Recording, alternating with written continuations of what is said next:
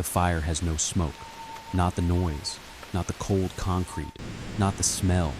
The fire, it is everywhere, above him, ahead of him, bleeding around corners, reflecting off wet stone. And it produces no heat, no smell, no sound of burning. His body decides before his brain does. Weight drops, knees bend, chest forward. His eyes scan like something mechanical. Rooftops, ground, source. Where's the source? There is no source. In his world, fire has rules. It breathes. It speaks. You can read a fire the way you read a face. This fire doesn't move, doesn't consume. It is just there, cold, precise, indifferent. He has two categories for fire. Fire you control. Fire that controls you. This one will not fit in either box. The subway hits before he hears it. Bass vibration through the concrete, through his bare feet, into his skeleton. Then the mechanical scream of brakes. Frequencies close enough to a cave bear's distress shriek that his threat response fires completely and without deliberation. He doesn't run, he crouches. The train appears, enormous, lit from within, gone in 3 seconds. He is still crouched. The city's noise fills back in, and now it will never go below this. His auditory system, built to parse the difference between wind and footstep and a branch under predator weight, will spend the next several hours searching for a signal floor that does not exist here. The silence he was born into is gone. He will not hear it again. He walks directly into the door, full impact. He doesn't fall. He steps back, and his expression is the purest confusion that exists. The look of a brain receiving data that contradicts settled law. He presses his palm flat against the glass, his face, breath fogging the surface, taps it harder. Glass, solid and transparent simultaneously, does not exist in nature. His brain is not malfunctioning. It is working from correct data. It has simply never encountered a material manufactured to violate the rules. The man inside holds up his phone and takes a photo. Kael presses his nose against the glass and stares back. The man lowers his phone. The yellow cab comes from his left at full speed. Every threat response system he has fires at once. He charges it. He is not afraid. He is furious. Fear says run. Fury says I was here first. And it is correct. For 300,000 years, charging a large, fast predator was the right move. Because predators have nervous systems. They can be startled. The charge says, I will be expensive. It worked on cave bears. It worked on cave lions. He has the healed forearm fracture to prove it. A Ford Crown Victoria has no nervous system to impress. He is doing everything right. His opponent simply doesn't know it's in a fight. He stops in the traffic gap, recalibrating. Something here is not a predator. He doesn't have the category yet. He files it. Right now he is thirsty. A woman walking a small dog stops dead. He looks up mid-drink. Puddle water runs through his beard, holds eye contact, drinks again. She leaves. Quickly. In his world, ground-level water is water. The concept of water made dangerous by industrial civilization is a cognitive category that required 10,000 years of human infrastructure to invent. His gut microbiome, built on raw game, river water, and whatever the Ice Age ground was producing, is not remotely comparable to yours. He is almost certainly going to be fine. Probably. There are moments in this video that play for laughs. This is not one of them. His spatial system runs on horizon lines, star positions, terrain features memorized across hundreds of square kilometers. He always knows where he is because he can always see something he recognizes. Look up from where he is standing. Tell me, which way is home? The sky is a narrow strip. No terrain, no stars. The horizon, his brain's anchor point for 28 years, is gone, not obscured, gone. He sits down on the sidewalk. Not defeat. Sitting when you don't know where you are is correct. Stop moving, conserve energy, observe until the environment gives you something to read. He has done this in fog, in darkness. He has never done it somewhere that simply will not be read, no matter how long he waits. Every structure around him was built by other minds. In his world, everything was made by weather, water, time, or people he knew personally. These structures are indifferent to him in a way nothing has ever been indifferent to him. Not hostile, not curious, just there, enormous, and completely unaware he exists. He is alone in a way he has never been alone. Not spatially, 10,000 people within a quarter mile.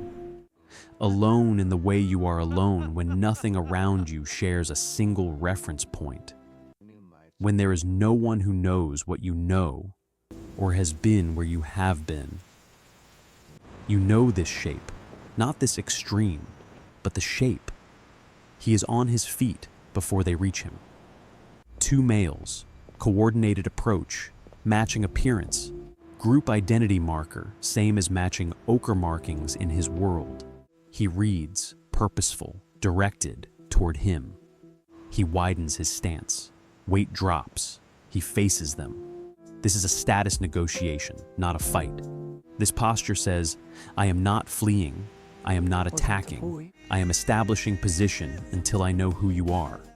It is polite in his world. The officers escalate. He escalates back with the complete postural vocabulary of a species that negotiated every social interaction through physical presence for 300,000 years. Standard NYPD handcuffs have a maximum wrist circumference. His wrists exceed it. This is played straight in the incident report. Stop. Everything in the last 7 minutes has been building toward a conclusion that is completely wrong. Walking into glass, charging cars, drinking from a puddle. None of it is a limited mind. It is a functional mind in a context it was never built for. Not the same thing. Here's what he can actually do. He can track an animal across 20 kilometers from compressed soil variations alone. Reading ground data no modern human detects without instruments. He made the garment he is wearing himself, from kill to curing to assembly, with stone tools he also made. He navigates by stars, terrain, wind, and plant distribution across hundreds of square kilometers. From memory, no external reference. He carries pharmacological knowledge of local plants sufficient to treat infection, fever, and pain, transmitted across generations without a single written word. The Neanderthal brain was larger than the modern human brain, not smaller, larger. The problem is not his intelligence. The problem is that his intelligence is calibrated for a world that no longer exists anywhere on Earth. He is running the most sophisticated survival software natural selection ever produced, on a landscape where none of the inputs match the training data. You have done this. Every room where you didn't know the rules. Every place where you spent months feeling like you were reading everything slightly wrong. You have felt the edge of this. Kael is living the version with no floor. Fire is the only thing in this city his brain recognizes without translation. Same rules here as everywhere, always.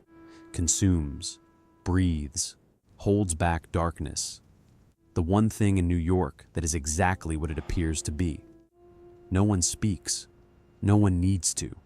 You carry this too, the pull of an open flame, the way it makes strangers into something resembling a group.